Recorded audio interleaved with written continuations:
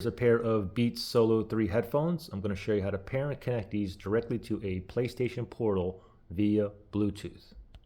Now, in order to connect these to the PlayStation Portal via Bluetooth, we need some kind of Bluetooth transmitter or Bluetooth adapter. Like this one here, I got this one, C28 wireless, is a transmitter and receiver.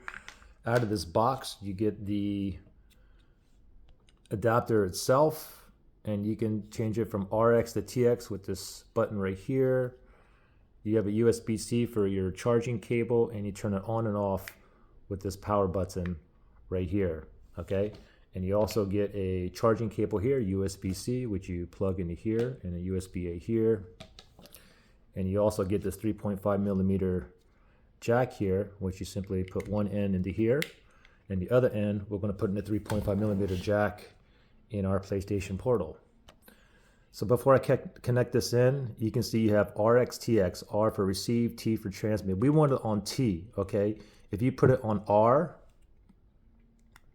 for receive, it's going to be a blue blinking light. We want the red blinking light, okay? So we're going to turn it back over, and just make sure you turn it on. It's blinking red.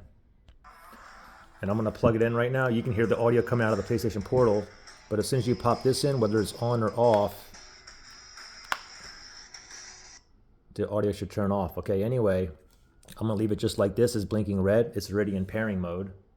Now we need to grab our headphones here and put this in the pairing mode as well. So on these headphones here, you only have one button here. Let me go ahead and put this in a pairing mode. Press and hold this, and let me wait till the lights start blinking here, indicating that it's in pairing mode. And let's see if it disconnects here. Let's just wait a second. Okay, so it just stopped blinking on both, so it's a solid red light, and I get a solid white light here. So I should be connected now. Okay, so these are connected. The audio is coming out of the headphones now, but after a while, it'll just be a red blinking light.